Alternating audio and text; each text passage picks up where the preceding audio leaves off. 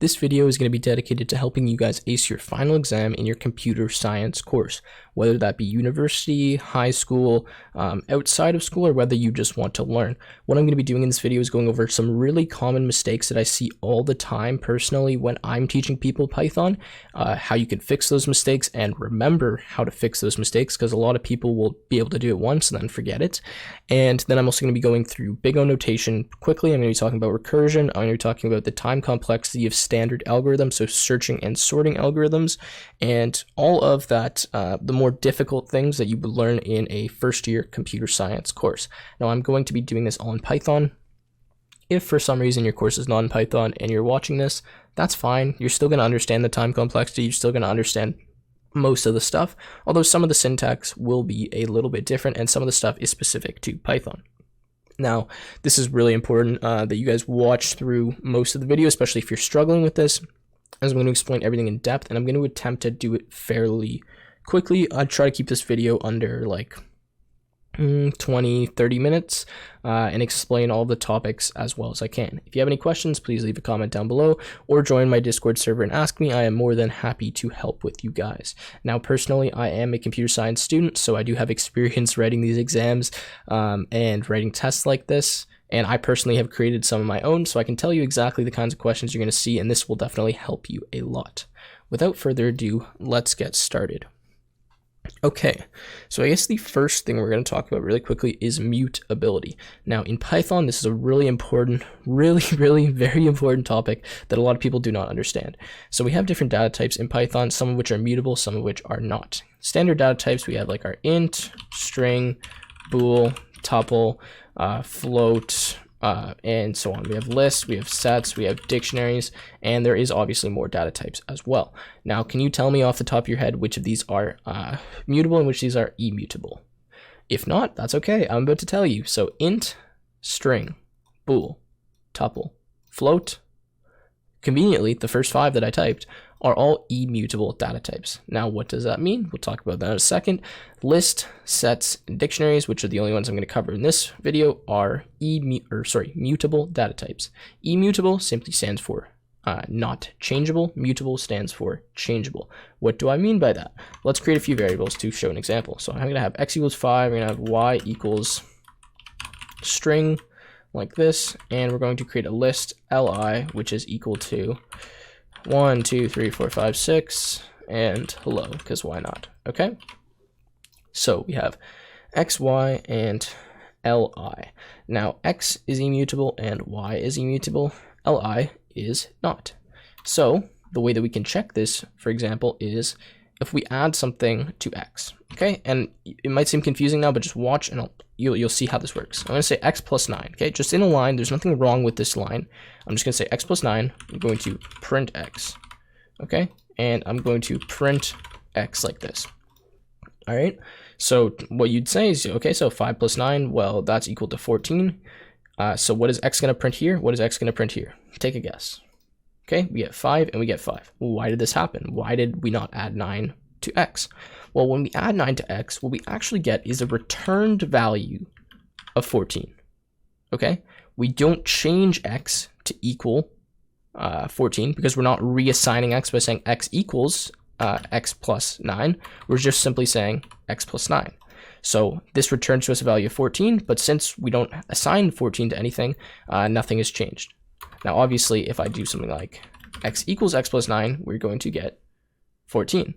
Okay, now this seems trivial. You guys probably already knew this, but let's do it again now with y. Okay, so we're just going to say, and this is what you're going to see. So remember how if we want to slice strings or grab indexes of strings, like I can say y0. Okay, if I say y0, that gives me the string s. Okay, now I'm just going to try to change y0, right? So we'll print y, and then we'll print y after. I'm going to say y0 equals, instead of s, we're going to say t. So now we're going to say to ring. Okay, that's what we're going to say. Watch what happens when I run this. String object does not support item assignment. Now, why can't we do that? That is because strings are immutable data types, meaning that we can't change them I think it's implicitly like this. Okay, if we wanted to change y0 to be that, we would have to say y is equal to y, and then we can say t plus y 1 to the rest. Okay, and that would give us the changed value because now we're reassigning y to be equal to this because we can't just change it in one line. Now, again, this seems trivial, but watch what happens when I do this with lists. So we're going to print li. We're going to do the exact same thing we did with y. We're just going to say li0 is equal to, in this case, changed. Okay, and now watch what happens. It says changed 2, 3, 4, 5. Hello, no issues. We're totally allowed to do that. That is because lists are immutable, meaning that we can change them implicitly like this, and we can just change values. We can also say like li, and we can take a slice of li. We say like 0 to 4 equals changed. Okay, and that gives us changed 4, 5, 6 flow. Now I know this is like a weird thing that just happened, but it just shows you the power of what we're able to do with that versus what we can't do with this. Okay. So another thing with mutability is copying and aliases, okay? And this is really important. A lot of people get really confused by this. If we're gonna have a list, we say li is equal to 1, 2, 3, 4, 5, 6, hello. I'm gonna say li2 is equal to, and I'm just gonna change this. I'm gonna say it is equal to li, okay? I'm just gonna print li and li2. And you should see we get the same value. We get the same value, okay? Now, if I change li2, so I'm gonna say like li2 dot append, let's just do like this so we're able to see it really quickly. Well, what we would think is we're gonna get li equals 1, 2, 3, 4, 5, 6 hello, and then we're gonna li2 is just equal to, well, this added at the end of this, and they're different entities, right? Let's check. Well, what happened? By us changing li2, we actually changed li1. Now, how does that work? Well, that is something called mutability, all right? And when we change li2, since it's equal to li1, what actually ends up happening is we say li2. Okay, so what's li2? We're going to append whatever this is, 100,000 to it, all right? So let's go to li2. We see li2, and we say, well, that's equal to li1, or li. So then we go to li, and we say, okay, li is this. We want to append to li2, which is li1. So let's just add 100,000 in here. Because the way that this is stored in memory is simply one object, and when we set li2 equals li, well, all we're doing is giving li another name. Now, this is the way it works with lists. If you don't want to understand the whole memory addresses and all that stuff, that's fine. Just understand that if you say li2 equals li and you created a new list, then whenever you change something on li2, it's going to change li1. And whenever you change li1, it's going to change li2. Again, like if I do li dot append, and we'll just add like 300 like that, both of these are going to be changed. So you can see that we get 300 in both of these lists because these are exactly the same object, okay? Now, if we want to avoid this problem and we want to create two independent lists, one which is a copy of the other, the way that we can do this is simply type square brackets, put a colon. What this means is return a value from us from the beginning of the list to the end of the list, and this is going to create a copy, which means now that li2 is its own unique object, which is the exact same as this, except it no longer points to this. It points to its own representation of this. So we do this, we now get 1, 2, 3, 4, 5, 6, hello, 300, because we added that to the first list, and we get the 100,000 in the second list, and you can see that they're no longer connected. So understand that to create a copy, you have to use square bracket, colon, square bracket, and if you just want to create an alias, which means another name for, then you just simply assign it like this, okay? And that's the way it works. Notice you can have unlimited aliases. You could do like li3 equals, what do you call it? Equals li2. Wow, I really can't type. Okay, equals li2, and then if you do any operations on li3, it's going to change li2, which is going to change li1, right? Because these all, li3, li2, and li1, are this one list. And whenever you change this, it's going to change all of the rest of them, okay? If you want to understand more about mutability or you're confused, I'll leave a link where I go through a really in-depth explanation, and this will help you understand it if you're still confused, okay? Top right corner or in the description. Okay, now that we're done with mutability, let's go into, what should we talk about? Sets and dictionaries and time complexity. Okay, so lists in Python, again, right, are square brackets. Sets, so like S, are in curly brackets, like 1, 4, 5, 6, 6, 7, okay? Dictionaries are in square brackets as well, except they're a little bit different because they have a key value pair, right? So like, hey, colon 5, and so like test, colon 8, okay? Now, sets and dictionaries are different than lists in that they are an unordered collection of unique elements. Remember this definition. I'll even type it out for you, okay? Unordered collection of unique, if I could even type today, unique elements, okay? And that can be changed to unordered, okay? Unordered collection of unique elements. Remember this definition. You will need to know this, okay? This simply means that each element in our set or our dictionary can only appear once, and the order of it is completely ambiguous. It doesn't matter. So I'll prove this to you. So in our first set, which is just in these curly braces, which is S, okay? If I print S, you're going to see that we get 1, 4, 5, 6, 7. We don't get all of these 6s. That is because it is a set of unique elements, which means that if an element appears more than once in it, it simply removes that element and says, no, we don't care about that. It's already in here. We're just going to have 1, 6. And the reason this is important is because we use sets when we care if something exists, not how many times it exists or where it exists, okay? If you care about the order of data or the occurrence or frequency of data, use a list. If you only care if data exists, if it's there, if one occurrence is there, you use a set. Now, why would I bother using a set when I can just use a list and get the order and get the data? Well, a set is a lot faster than a list. And the reason it's faster is because we don't care about the order of elements. So whenever we look for something in a set, it only costs us one operation, big O of 1. And this should be a big O, okay? Big O of 1 for sets is to add anything to a set, to remove anything from a set, and to find anything in a set. That is how many operations it costs us for the set.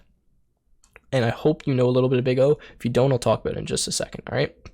Now, if you're trying to do this on a list, to add any element into a list, to add to the end of the list costs 1. To add to the beginning of the list actually costs n operations. Because when I add element 0 to the beginning of this list, like what actually happens in my computer is we have to reshuffle every position in this list. We have to say, okay, so now element 1 is moved into position 1. Element 2 is moved into position 2, 3, 3, 4, 4, okay? And 0 gets index 0. So that costs us the length of the list operations. And the length of the list is always denoted by n, okay? The length of a list, length of a set, length of any data always is represented by n. So when we do that, it costs us n. Now that takes a lot longer, n times longer than it does to add into a set. Now the reason a set is so fast is because we don't care about the order of data. And I'll show you that even though our set looks ordered like this, it looks like it's going in ascending order, I can prove to you it doesn't do that. So I add an element 100 and I add an element negative 400, okay? You would think negative 400 would go here, 700 would stay there. Let's print S to our screen and see what we get. We get 1, 4, 5, 6, 100, negative 400. Now it looks like it's just in the same order that we set it, but if I do, what do you call it, negative 4 and 10 like this, let's see what happens. We actually get negative 4 shuffled to the end. It's because the order does not matter. Although it looks like it's in order, it's not. Okay, this is not in an order, and that's why we can add things so fast, because when we add them in, we just add it into like a bubble, okay? And the bubble has no order, it's just a bunch of things floating around in space that exist, okay? Dictionaries are the exact same as sets, except they have a key, okay? They run in the exact same runtime. So to find something in a dictionary costs O of 1. To add something is O of 1. To remove something is O of 1. To access an element in a dictionary, you need the key of that element. This is known as the key. This is known as the value. That's why it's called a key. Wow, I'll keep doing that. Key value pair. There's two things. One's a key, one's a value. The key corresponds to the value, okay? So if I say dict, hey, this is going to return to me a value of 5. Now, just like lists and everything, I can change this very easily. I can say dict hey equals 100. And this is no issue. If I print my dictionary to the screen, then I will simply get a change value of hey corresponding to 5 or to 100 and test 8. And you can see that that gives it to me just like that. Notice that keys can be anything you want. Like I can do like 6 corresponds to 8. I could have a tuple as my key. You can do anything you want as those keys, okay? So it works the exact same speed as sets. And yeah, to delete a dictionary key, you can just do like del dictionary and then whatever the key name is. To change it, like I showed you, to add a new key, simply type the key you want and do like key string 7 equals 5. If I do that, it's just going to add that key in, and you can see we get hey, test, and 7, 5. Same thing here. There's no order, okay? So don't think there's an order. same runtime, very important. That's why I keep talking about it. These are a lot faster, a lot faster than lists, okay? In most cases. Again, last thing I'm going to say, if you care about the order of the data, use a list. If you don't care about the order or the frequency of the data, use a set or use a dictionary. Okay, let's talk about tuples really quickly because these are kind of a weird data type in Python. Tuples are represented like this. So they're like T, and I have curly braces like this, and I go like 5, 6, or 9, okay? Now, although this looks similar to a list, it's not. So it is ordered, meaning I can do something like T0, and I can find like the element in here, okay? Because I don't know if I showed you, but if I try to do S0, this actually gives a crash because there's no 0 index. Index don't exist. If I try to do dictionary, and I put like and I'm trying to index like hey by doing 0, since the key 0 doesn't exist in my dictionary, it gives us an error, okay? Just forewarning. I can do this, there's an order, and it's completely mutable, which means I can't just do like T1 equals, or sorry, immutable. I can't do like T1 equals 5. Like if I try to do that, and I run. Didn't mean to run in debug mode. You can see the tuple object does not support item assignment, which means that it is immutable. And if I did like z equals t and then I changed z, it wouldn't change t. Okay, so you understand that. Okay, let's get rid of this, and now let's go into the fun stuff, which is algorithms and recursion. Which should I do first? You know what? I think I'm going to talk about recursion first, and then go into. Actually, we're already on the topic of runtime. Let's go into algorithms. Okay, I'm gonna create a function. I'm just gonna say this is sort. All right. In here, I'm gonna put a list. I'm gonna stand for li. All right. Inside of here, I am going to sort a list using Python sort method. Okay, I'm going to return.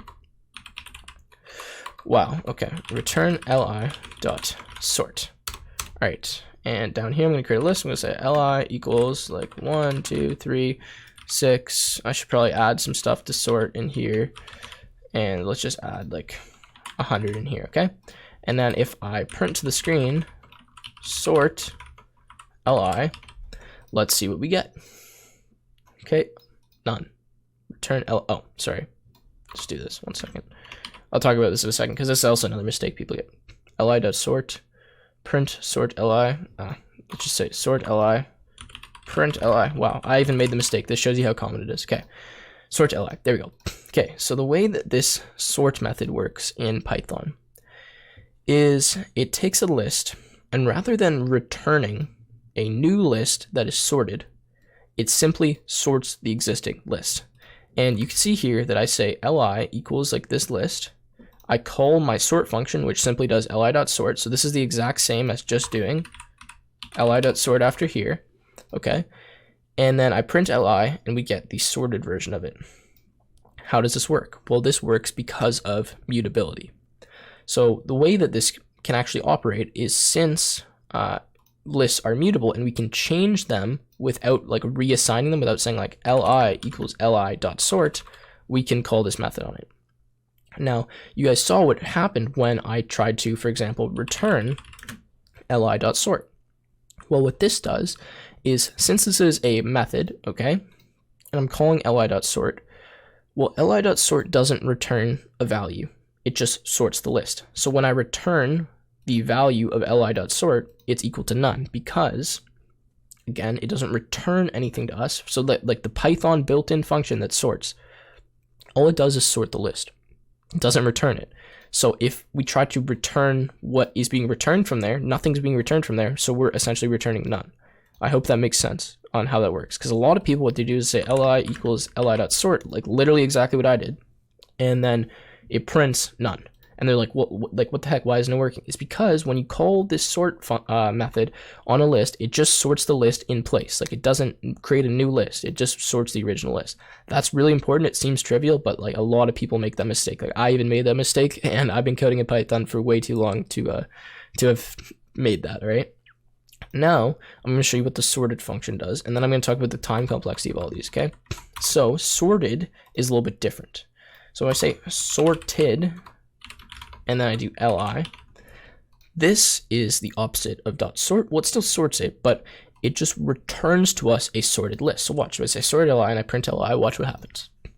Li does not change, because this function, what it does is it returns to us a new list, which is a version of li that is sorted. So if I wanted to have this change, I would have to say li equals sorted li. And now we get the sorted list. So whenever you call sorted on something, it returns to you the sorted list, creates a copy of that list.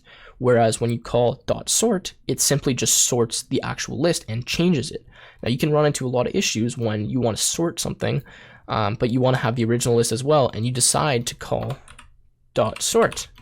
Because now what you're doing is, instead of creating a new list, you're just changing this original list, and you care about what is in the original list, right? So now you've just lost all your data, and it's a huge problem that people run into all the time. Okay, now let's talk about how fast all these are. Speed, speed, speed. Common exam questions. How fast do certain sorting methods work? Now in computer science, there's main sorting methods. Okay, I'm gonna write a few down here. There's bubble sort, the most famous and the simplest. There's insertion sort. There is shell sort. There is merge sort. We have heap sort, and we also have the famous quick sort. Now, how fast are all of these, and how can we determine the speed? I'm just going to write down the speed in case any of you need a quick review, and then we will talk about why in a second. So that's O of n squared, which means whatever the length of the list is, n always represents our length of our list.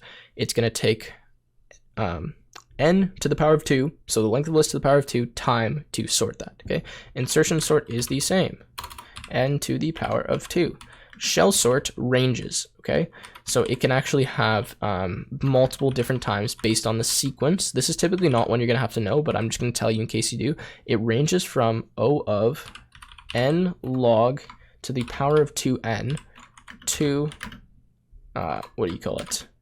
n log, or not n log, what am I saying? Sorry, n squared, okay? So based on the sequence in which you're sorting it on, it can range in the complexity. So just know that it's not faster than merge sort, heap sort, or quick sort, but it is faster than insertion sort and bubble sort, okay? That's probably all you're gonna have to know, if you even have to know shell sort. Merge sort runs in, log n log n. So the length of the list time logarithm n. Okay, next one, heap sort also runs in O n log n. Okay, and quick sort is the one that most programming languages use, typically runs in n log n. Python's sort method that we were using there runs the quick sort sorting algorithm. Okay, so what are these, and what the heck does all this stuff that you just typed even mean? Okay, so pretty much these are different methods to sort, right? That's all it is. There's tons of different ways. These are just some of the most famous and basic ones. You will need to know on your exam, most likely, the runtime analysis of these. It's pretty straightforward, okay? It's either n squared or n log n. Shell sort is a little bit different. You probably don't have to know that one. Bubble sort and insertion sort. The reason they take n squared is because they run through the data 2 times, okay? So, n times for every element. And I'll show you in just a second. Merge sort runs in n log n, heap sort n log n, quick sort n log n. These are your fastest sorting algorithms. These are the ones you always want to use if possible. Okay, let's just write an example quickly of maybe a sorting algorithm, or maybe just some algorithm, and then talk about the time complexity of it, because we're talking about that now.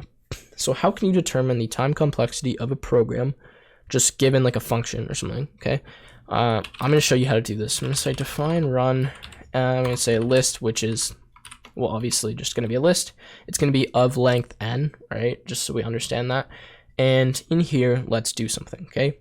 For every element, I'm going to say for L stands for element in Li, we're going to check if the element equals 1, okay? And if the element equals 1, we're going to loop through the list again. We're going to say for EL2 in Li, print EL2.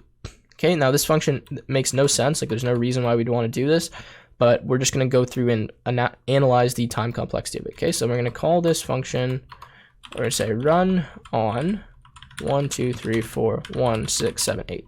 Okay, and let's see what we print out, and then we'll talk about it. So we get a bunch of numbers. Okay, we get like 1, 2, 3. Okay, now the way that we can determine how fast this is going to run is by looking at loops. Okay, so n is the length of our list. An operation is like one operation represents O of 1, okay? So for example, whenever I check this Sorry, this is hard to explain. I'm trying to think of a better way. And I just lost my mouse. Okay, there it goes. This if statement down here costs us, and we're just going to think about this as cost O of one operation, because we've now looked at the data one time and we've done something with it. Okay, it costs us O of one. This print statement we can think of as costing us O of one. Okay, because we printed one thing. If I add another thing, I say like x equals 5, like randomly x equals 5, we can think of this as costing us O of one operation, which means constant. Okay, this is constant time. Like no matter how many times we do this, it always costs us O of one. Okay, it doesn't matter what the length of the list is. The length of the list could be 10 million. Every time we execute x equals 5, it costs us O of one, which is constant time. Okay, these loops, however, cost us a lot more. And how many times are these loops going to run? Well, for Li, it's going to run n times, right? We're going to say O of n, because if we have, I don't know, 10 elements in our list, then this loop needs to run 10 times. So n representing the length of our list, how many times this loop is going to run. What about this loop inside of here? Well, how many times could it possibly run? Whenever we're looking at time complexity, we want to look at the worst possible case.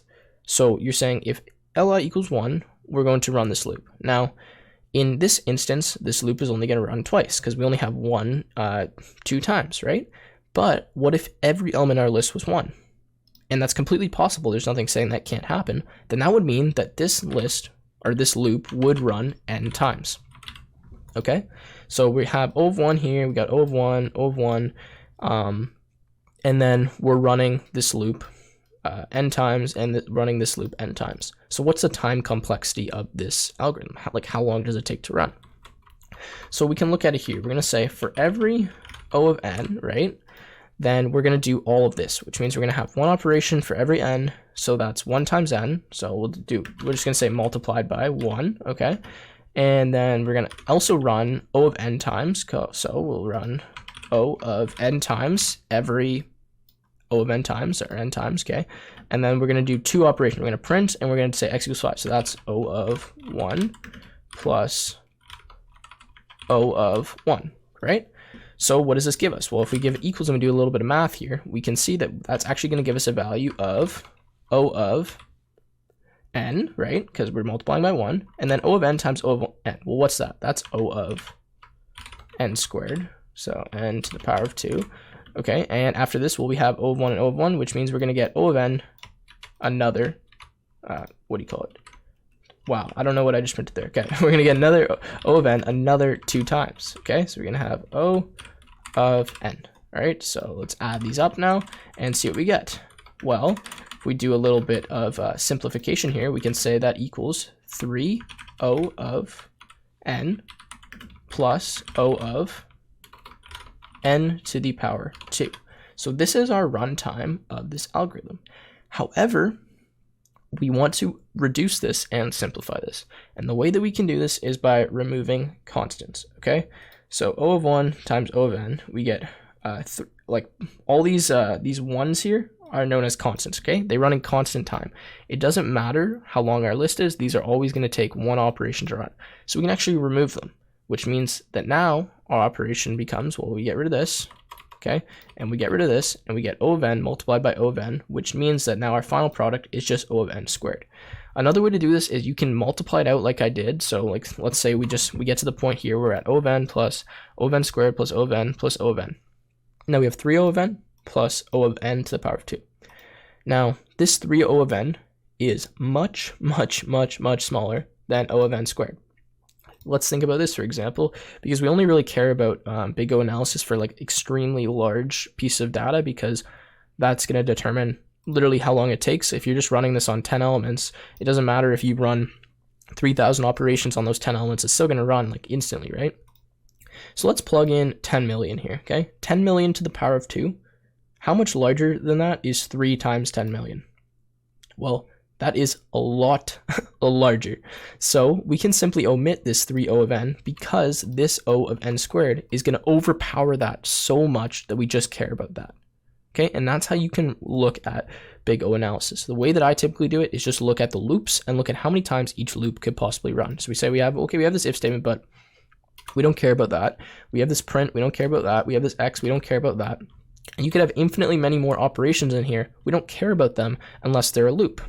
So if we run another for loop and we say like for EL4 in LI, now what we've gotten is, well, we have a chance to possibly be hitting this third for loop every single time we run the program, which means now we have, well, O of n squared times what? Another O of n. So that's going to give us, well, O of n cubed. And this is a very slow algorithm because we have to do O of n cubed operations to get our result, okay? I hope that makes sense for like a really basic comparison. Now let me show you log n and O of n, just simple, because that was like a pretty complex example, okay? And I'm going to do this by showing searching algorithms. So I talked about sorting algorithms. Now we're going to talk about searching algorithms. Now sorting algorithms obviously are going to take a lot longer than searching algorithms because we have to change data around, we have to move them, we have to do operations on them. Whereas searching algorithms, we're just looking for something, right? So if I have a list and I set this equal to like 1, 2, 3, 4, 5, 6, 7, 8, 9, and 10, okay? There we go, list, ascending order, 1 to 10. I want to find the element 8, for example. How can I go about doing this? Well, the most simple way to do this is you say, okay, for I in range, and we'll say the length of Li, okay? What we can do now is we can say a little if statement in here, if Li I, wow, okay, equals looking for, and I'm going to create like what I'm looking for up here, okay? Looking for equals 8, okay? Then what we're going to do is simply say, I need another variable, found equals, let's say -1, say found equals 8. Or when I say 8, found equals I, because that's the index at which it occurred, okay? So what we're doing here is we're looking through every element in the list, okay? We're going to see if that element is equal to what we're looking for. And if it is, we're going to say found equals I, and we're going to break the list because if we found the element, well, we don't need to continue looking through, okay? So then we can print found, all right? And let's see what we get. We get 7, okay? That's the index at which we found it. Now, what is the runtime analysis of this algorithm? Well, first of all, this is known as a linear search. So that might give you a hint. Linear search. Okay, see if you can understand what that means. The runtime analysis of this, and I hope you're able to guess it, is n. Now the reason this is n is because the length of our list is known as n. In this case, it is a length 10, okay? And we could run this for loop at most 10 times. Now, how could we run it 10 times? Well, what if I do this? Let's say 1, 2, 3, 4, 5, 6, 7, 8, or 6, 7, 0, 9, 10. Well, where's our element? It doesn't exist. That means we're going to look through the entire list just to find out that our element does not exist. And that's why I have this found -1, so that if you get to the end, it says -1, you know you didn't find it, right? And that is a linear search. Looking through every single element in a list always happens n times, right? And again, we don't care about these operations. We don't care about assigning found equals I or Li equals I, whatever. Like, we don't care about that because these run in constant time, whereas this is dependent on the length of the list. Okay, now I'm going to talk about binary search. So this is linear search, the most basic search. Like, you usually come up with this without even knowing anything about computer science, right? Binary search is a little bit different. Now, binary search only works on a sorted list. So I'm going to show you why. So I have a sorted list 1 through 10, okay? And I want to find the element 3. Now, if you're clever and you know a little bit about computer science, you know that there's a much faster way to find that element rather than looking through every element in the list, because we know that the list is sorted. So if we know that the list is sorted, there's something sneaky that we can do, and I'm just going to illustrate it to you and then I'm going to code it. So pretty much what we're actually able to do is, and the way this algorithm works, is we're going to start and we're going to look in the middle of the list. Rather than going from the beginning to the end, we're going to look at the middle of the list. We're going to grab this element, which in this case is 5, okay? Looking at the middle of the list, we're looking at 5. We know the element we're looking for is 1, or 2, or 3, or whatever. Okay, so let's say we're looking for 2. What we're going to do now is we're going to split this list into 2. We're going to say elements that are greater than 5, and elements that are less than 5. So we're going to check. We're going to say, well, is 2 less than or equal to 5? It's less than 5. That means that any element above 5, since we know the list is sorted, can't be 2. So let's just remove that from our search query and no longer look there. Okay, next, now we're going to look at the middle of this list. So we've now essentially cut this list in two, right? We had 10 elements, now we only have 5. So now we're in the middle of this new list. We're looking for 2, we're at 3. So we look at 3 and we say, okay, is 2 less than this or is 2 greater than this? Well, 2 is less than this. So that means we're going to remove all of these elements. And we actually remove the middle element as well, because we know that if it's less than or greater than it, it's not it, right? Okay, now we have a list 1 or 2. We're going to look at the middle of the list. In this case, we'll just grab 0. You could either grab 1 or 2 if it's an even list. It doesn't matter. And we're going to say, okay, so is 2 less than 1? No, it's not. Okay. Is 2 greater than 1? Yes, it is. So we remove. And now we have 1 element left in our list, which is the element we're looking for. And we've been tracking the indexes the whole time, so we know that it occurs at index 2, right? Or index 1 or whatever, okay? Now, say that we have an example, we do like 1, 2, 3, 4, 5. And the first element we look at is 3. Another operation we're going to do, which I didn't really say, is we're first going to check if the element is the one we're looking for. And if it is, then we're just going to break out. We already found it, okay? Otherwise, then we continue doing that process. Now, how fast does this work? Well, I'll give you a second to think about it, but think that every time that you look through the list, you cut the list in half. Right? So if you have a list of 10, well, you can just run some basic math. You say, okay, so 10, we look through it, and we get, now we're at 5. We look through it, so 5 divided by 2. Okay, let's say our list now is 3. Okay, we divide that by 2, and now we're at 1 element, all right? And we just keep dividing. So the way that we can actually do this in math is log base 2 of n. Because however long our list is, well, every time we cut it in 2, so it's actually log base 2 of n. And if you run like math logs on stuff, so let's say import math, you can see that how much faster and how many more or how many less operations we're actually going to have to run. If I just do math.log, there we go, it's even telling me here, and we'll do of a massive number, base 2. Watch what we get. Oh, I didn't freaking print it to the screen. Print li. Okay, let's try this. We get 26.5. So instead of doing whatever this is, like a million or 10 million operations, we do 26.5 operations to find our element. That is freaking amazing that we're able to do that. So now let's code it and see how it actually works. So define binary underscore, wow, okay, I'm really not typing right now. All right, binary underscore search, don't know what happened there. Anyways, and then we'll put our list, which is going to be li, and we're going to say x, and x is going to be what we're looking for, okay? What we're going to do here is we're going to set up 2 variables. We're going to say top equals the length of our list, and bottom is equal to 0.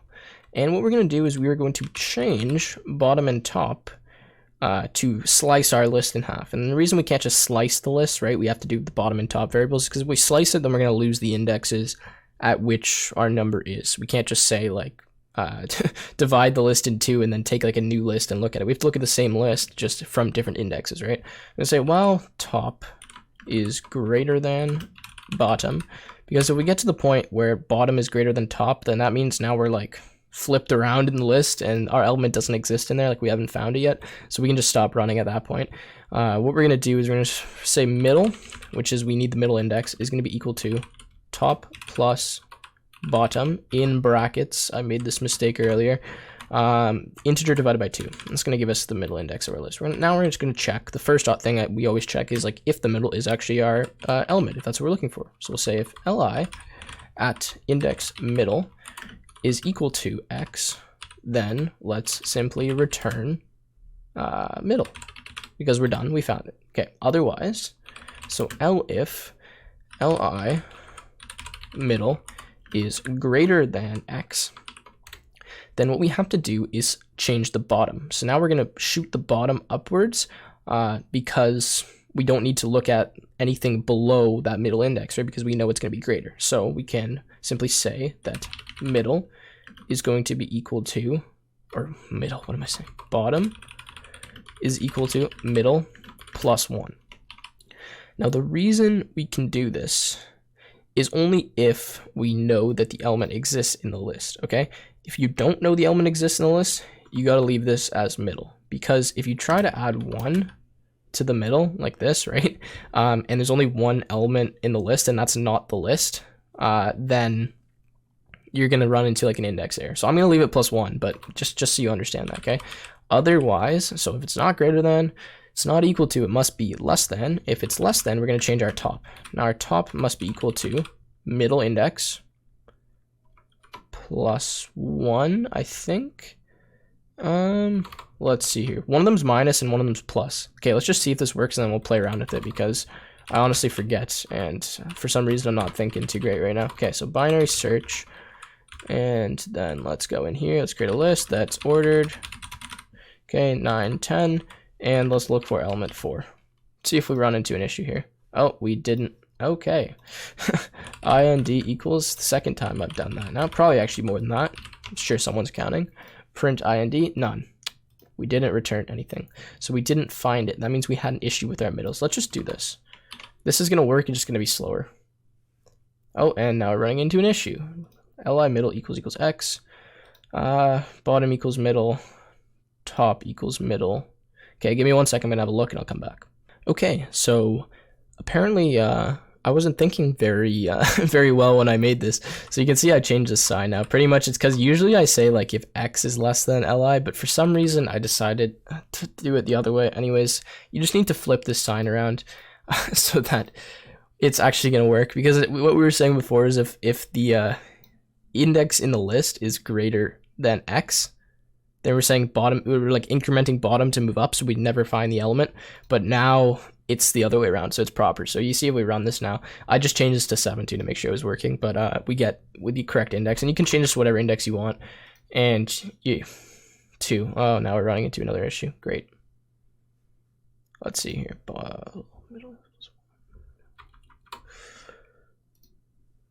Okay, so there we go. So just make sure you get rid of this -1 now as well. And there you go. Sorry about butchering that algorithm for you guys, but I was working through it as well. Anyways, that's how this binary search algorithm works. If you want to see an example of how this works really quickly, I'm going to fast forward once I've created like a massive list and then test it on it and show you it versus a linear search so you can see how much faster it is. So just, yeah, bear with me. Okay, so I'm just going to run the program now. You can see I already tested it once, but pretty much all I did is just create like a random list. And then we do a binary search, and then we do a linear search, and you can just kind of see by when it prints how much longer one of them takes than the other. It's hard to show you like a really relevant example because the memory limit on my computer doesn't let me do any more digits in this random list, so I can only search like so many. But you'll see like there's quite a bit of a time difference, I guess, relatively. So when I run this, it's going to take a second to actually create this list. This is the longest part. That's why I start searching binary, so you don't think that it's doing that. Anyway, so we started and ended binary instantly, and linear did take a few seconds to run. Now, if I add another 0 to this, you would see that linear would take a lot longer to run, where binary would still run pretty well instantly. And you can actually prove how many operations this runs in by just saying like r equals math.log of whatever this number is, and then what do you call it, base 2. And then if I print that to the screen, so instead of printing all this jazz, we'll just print R, get rid of this, and run this. You can see that it only runs in 26 operations, right? And if I remove a 0, you'll see that it runs in 23. Like if I just keep adding zeros, and it hardly runs in 43. Like that's how many operations this many pieces of data in a list takes to find. So that's incredibly fast, and that's why binary search is so important. So recap, binary search runs in log n, linear search runs in n. Okay, log n is exponentially faster than n. All right, if you guys are still here, I commend you because this has been a very long video, but right now I'm going to go over recursion. Now, recursion is a fun topic, I guess you could say, and there's 3 standard rules to recursion. So for something to be recursive, first of all, it must be a function. So in this case, I'm going to call function, say x, okay, and we're going to return func of x plus 1, okay. And for something to be recursive, there's 3 rules. We've satisfied the first rule. The first rule is it must call itself. A recursive call means that the function within its function body, so the indentation, makes a call to itself. It can make multiple calls, it can make 1 call, it can make 10 calls, it can make unlimited calls. Actually, it can't do unlimited because then the program would crash, but anyways. Okay, that is the first criteria. The second criteria is it must have a base case. So right now, if I were to run this, my program would crash and it would give me a stack error because what I constantly do is just keep calling this function and I never terminate. And that is an infinite loop of recursion. So we must have a base case. So for example, if x equals 0, return 0. Okay, that could be base case. And every time I run x, every time I run this function, we would eventually get closer to x. And this leads me to my third criteria. This is not a proper recursive function, by the way. I'm going to talk about a proper one in a second. The function must get closer and closer to that base case with every function call. So for example, if I call a value of x and I know that my function is going to return is going to be given a positive value of x, every time I run this function and it runs through, it subtracts 1 from x, which is essentially moving closer to our base case of where x equals 0, and we can just return 0. Okay? So that is how the 3 basic criteria for recursion. For something to be recursive, it must do those 3 things.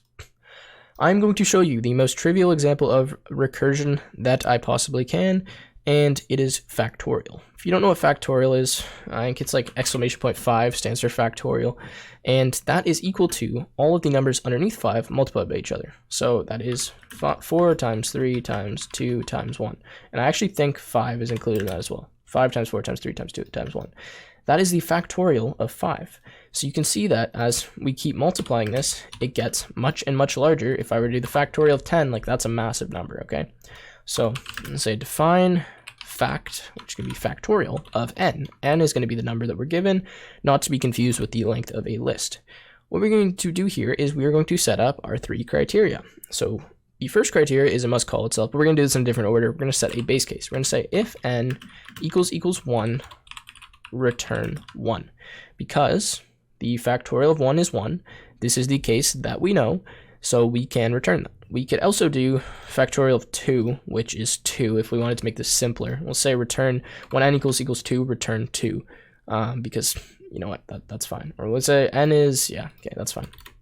All right, otherwise, so if n is not equal to 2, well, we must call ourselves and we must get closer to 2. So what we're going to do is we're going to return the current number times the factorial of the last number, and that will give us the number. So we're going to return n multiplied by the factorial of n minus 1, because if you think about it, 5 factorial is equal to 5 multiplied by 4 factorial, right? And 4 factorial, well, 4 factorial is equal to 3 factorial multiplied by 4. So other way around, 4 multiplied by 3 factorial.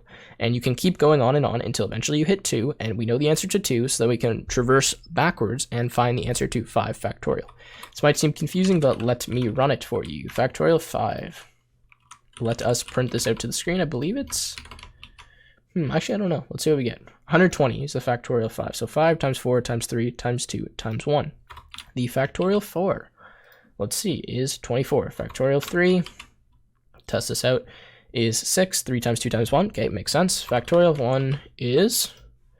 we just get an issue for 1 because we said if it equal to 2. Okay, you know what? We can do another base case. If n equals 1, return 1, and then just assume that we're going to return a number greater than 1. Okay, or we're going to be given a number greater than or equal to 1. Okay, so now we're going to talk about something which is height of recursion, which I almost can guarantee if you've learned recursion will be a question on your exam. I'm going to show you a very basic standard way to solve this problem, and it does involve like a pencil and paper. So I just took a break quickly. I just pulled out my tablet. Now I'm just going to draw on the screen here. Is black okay to use? Let's use red. Excuse my messy handwriting, but anyways, we're just going to run through the factorial of 5, okay? So we're just literally going to run through this function and see how many times we call the function, because the height of recursion simply means how many times we actually make this function call, right? So to do this, we start at 5, we go n, and we're just going to look. We're going to say, is 5 equal to 1? No. Is 5 equal to 2? No. So we're going to return. So wow, I really do have messy handwriting. I haven't written with this tablet in a while, so excuse me. It's going to be 5 times the factorial of 4, okay? So that's our first function call, or our first function call is actually this. So we'll just say factorial of 5, okay, and then 5 times factorial 4. Okay, now we're looking at factorial 4. Factorial 4 is It's not 1, it's not 2. So that is n times factorial of 3. And n in this case is 4 because we've passed 4. So that's multiplied by the factorial of 3. Okay, next one. Let's see here. So we have 3 now, right? So 3 multiplied by the factorial of 2. And now we'll look at factorial of 2. What's factorial of 2? Well, factorial of 2 is just 2. So now we have 3 times 2. And now we're just going to have 2. And we're not going to return this, right? So we have 5 times 4 times 3 times 2. And it's okay that we don't do this 1 because anything multiplied by 1 is simply itself, right? So 5 times the factorial of 4 is 5 times 4 times factorial of 3. Now what's factorial of 3? Well, that's 5 times 4 times factorial of 3 times factorial of 2. Okay, so our height of recursion in this case is 4 because we have 1, 2, 3, 4 function calls. Now this is a really basic example, but it kind of walks you through how it works, right? So we go 5 times factorial of 4, factorial of 4 is 4 times factorial of 3 is 3. So if you sub all these in, right? Like say I sub in this right here for factorial of 4, and then I sub in this for factorial of 3, and then you just keep moving up, then you can find like your answer for that actual thing if you didn't know what the factorial of 5 was. You could just run through that to find it. Okay, I'm going to close that. I'm going to type out another example now that's a little bit more complicated, and this is going to be like a, what do you call it, like an arithmetic series? I think that's what you call it. Like given a number, it adds the last 2 numbers. I don't know, you guys will see what it is. I'm just going to call this AR of n. And what I'm simply going to do, I'm going to say if n equals 1, return 1. And let's see, I think 2 is equal to 2, 0. We're going to work through this together because I forget the exact case. Otherwise, we're going to return AR of n minus 1 plus the AR of n minus, or it should be the other way around, n minus 1 plus the AR of n minus 2. So we're going to end up getting a sequence that looks something like this, and you guys will see in a second. So it starts at 1, 1, 2, 3, 5, and at 8. 8 plus 5 is 13. 13 plus 8 is 21. And this is the sequence I'm going for. So we want to generate a sequence based on however many numbers. So in this case, the sequence 1, 2, 3, 4, 5, 6, 7, 8. So I gave n is 8. We should get 21. I believe that's what I'm going off. So we're going to say if n is actually less than or equal to 2, we're going to return 1 because the first 2 sequences are 1 and 1, okay? And then we're just going to add them together and keep returning. So what is the height of recursion on this? Well, first of all, let's just make sure it works because, you know, we always should test those things. Okay, we get 21, so that's working fine. Let me now pull up the tablet again and let us try this one more time. Okay, so we need to go to this. All right, height of recursion on this. Now this, we have 2 recursive calls. So this is going to be a little bit different. 8, I'm going to change this to 4 to make our life a little bit easier. Okay, so let's start the first recursive call, or first call is here, okay? So we have, and we'll go over here, we have AR of 4. Okay, now what's that equal to? Well, that's equal to the AR of 3 plus the AR of 2. Again, excuse my handwriting, okay? So what is this one equal to now? Well, the AR of 3. So we branch out here, and we're going to branch out here because we're going to have to do this twice, right? The AR of 3 is actually equal to the AR of n minus 1, which is 2, plus the AR of n minus 2, which is 1. Now we know the values of this. That's 1, and that's 1, okay? Now the AR of 2 is equal to 1, okay? So from AR4, if you're counting the recursive calls, we have 1, 2, 3, 4 recursive calls, and 5 calls in total, okay? Now, the way that we can calculate the value is just by adding all these up, right? So the AR of 4 should give us a value of 3, like I have in the list here. So we say 1, 1, 1. There you go. That's our value of 3. Now, if we change this to 5, let's see if I can do this to 5 without erasing everything. Okay, so we'll get rid of that. And we'll say the AR of 5 is equal to the AR of 4, right? So that's AR4. The AR of 4 is equal to the AR of 3 and the AR of 2, right? Whereas the AR of 3 is equal to this. So we have like a bunch of arrows now going, right? But then you can calculate it like this. So the AR of 4 is equal to the AR of 3 plus the AR of 2. So then you go here, we get 3. But then the AR of 5, which is plus AR of 4, is equal to this, which is 3, or is equal to 2, right? So I know I just completely messed up that explanation, but hopefully you can see how you would go about like branching out and doing all those, so you can figure out not only the value, but how many calls you're going to have, okay? So yeah. Anyways, I think I'm going to end the video there. I know this went a lot longer than expected, but there was some things that I wanted to make sure were clear for you guys and that I explained well. If you watched this entire video, you should be fairly prepared, or at least now refreshed on a lot of the material that you learned in class. Obviously, I can't explain it as well as a professor because I don't have an hour-and-a-half lectures every other day to explain one topic. Instead, I did everything in like, what is this going to be, like 40 minutes, 45 minutes, whatever that is. So yeah, hopefully you guys enjoyed the video and it helped you out. It definitely helped me to study for my exam by making this. And if you guys enjoyed the video, please make sure you leave a like on it, as it did take quite a while to make, and subscribe to the channel for more content like this.